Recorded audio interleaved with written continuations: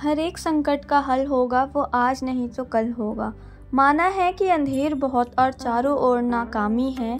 माना कि थक कर टूट रहे और सफ़र अभी दूरगामी है। जीवन की आपाधापी में जीवन का ठिकाना छूट गया। माना कि थक गए सपनों का नींदों में आना छूट गया। माना कि हिम्मत छूट गई, आंखों में निराशा छाई है। माना कि चांद पर ग्रहण है और रात अभी गहराई है।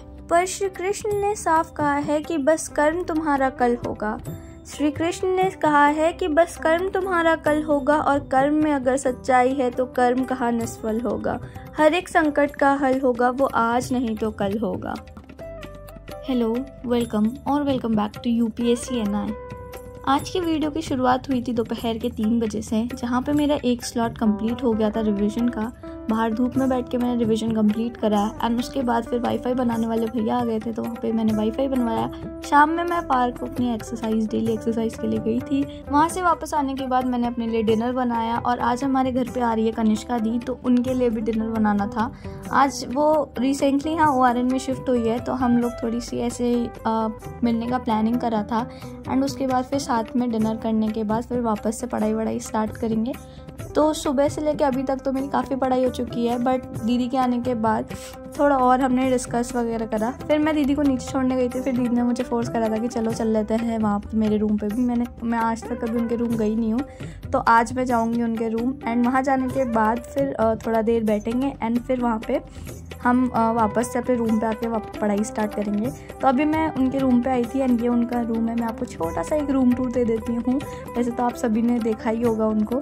तो ये यहाँ से एंट्री लेते हैं, तो दीदी के काफ़ी अच्छा रूम था, बड़ा सा रूम। मेरा तो रूम बहुत छोटा है एंड यहाँ पे उन्होंने वाइट चार्ट लगा रखा है जिनमें उन्होंने टॉपिक ऑफ कैंसर का पूरा एक्सप्लेन कर रखा है एंड ये दीदी का डेस्क है। फिर हमने थोड़ी देर ऐसे डिस्कस करा टॉपिक्स लाइक जो भी घटना चक्र वगैरह में था।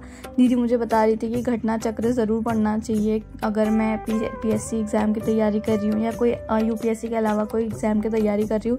एंड घटना चक्र में UPSC के भी PYQ वगैरह दिया हुआ है, तो अगर तुम्हें लगता है तो तुम्हें करना चाहिए। फिर हमने एक प्रीवियस ईयर बुक की भी डिस्कशन करा था, वो मैं आप लोगों को भी बताती हूँ कि वो कौन सा है। दिशा पब्लिकेशन लेकर आया है latest edition of India's number 1 best selling solve paper IAS prelims 2024 को क्रैक करने के लिए।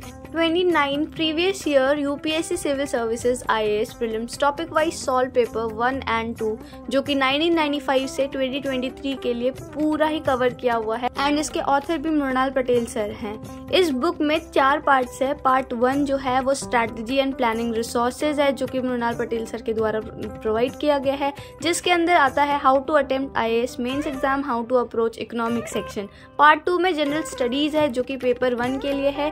प्रीलिम्स के क्वेश्चन जो कि 7 यूनिट्स में एंड 43 टॉपिक्स में डिवाइड किया हुआ है। पार्ट 3 एप्टीट्यूड है, जो कि पेपर 2 CSET में आता है एंड ये 1 यूनिट है एंड इसमें 9 टॉपिक्स है।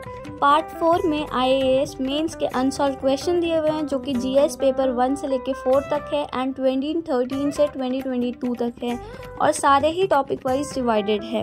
The book also provide a list of essay divided in topic wise from 1993 से 2022 तक। इस बुक की खास बात यह है कि ये फ्लॉलेस डिटेल सॉल्यूशन प्रोवाइड करता है हर एक क्वेश्चंस का एंड इसके हर क्वेश्चन के आंसर UPSC से वैलिडेटेड है। सो अकॉर्डिंग टू मी, अगर आप UPSC की तैयारी कर रहे हैं या कोई भी अदर स्टेट PSC की तैयारी कर रहे हैं तो ये बुक आप खरीद सकते हैं। एंड ये बुक को बहुत सारे टॉपर्स ने भी रिकमेंड किया है, लाइक गरिमा लोहिया मैम जो AIR 2 थी, Wasim Bhatt sir AIR 7 and many others. ये बुक हिंदी में भी अवेलेबल है एंड लिंक मैंने डिस्क्रिप्शन में डाल दिया, आप वहाँ से जाके परचेज कर सकते हैं एंड अपने प्रिपरेशन को और भी स्ट्रॉन्ग कर सकते हैं। तो थोड़ी देर दीदी के साथ बैठने के बाद डिनर विनर करने के बाद वापस से मैं अपने रूम पे आ गई थी। मैंने स्टार्ट करा अपने करंट अफेयर का मैगज़ीन एंड मैंने क्या कर रखा है, सारे मैगज़ीन को एक साथ बाइंड करा रखा है एंड उसको रिवाइज़ करती हूँ एंड मैगज़ीन से फिर वो सारी चीज़ें निकाल लेती हूँ जो प्रीलिम्स के लिए इम्पॉर्टेंट है, ताकि प्रीलिम्स जब हमारा पास हो तो रिविजन थोड़ा आसान हो जाए। क्योंकि जब हम पूरा पेज पढ़ने बैठते हैं ना, तो हमें एक फोमो हो जाता है कि अच्छा ये लाइन पढ़ लिया, इसके पहले वाली लाइन छोड़ा है, तो हो सकता है हम वो लाइन भूल गए हूँ। तो मुझे तो ऐसा फोमो हो जाता है, तो मैं एक पेज में अलग कर लेती हूँ, लिख लेती हूँ।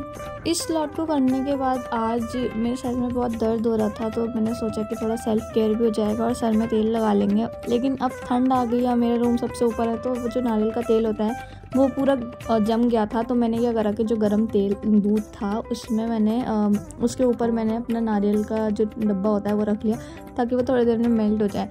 मेल्ट होने के बाद मैंने थोड़ा अप्लाई करा इसको, एंड फिर थोड़ा देर ऐसे ही बैठे, एंड उसके बाद फिर नेक्स्ट लॉट स्टार्ट करना है मुझे।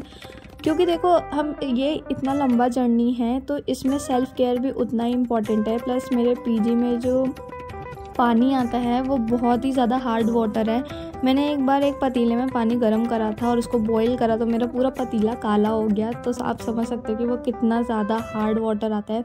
तो इससे बाल भी एक्स्ट्रा झड़ने लग गए हैं मेरे। तो कुछ टाइम पे हो सकता है कि मैं टकली भी हो जाऊँ, बट ठीक है, यूपीएससी के लिए सैक्रिफाइस कर रहे हैं हम।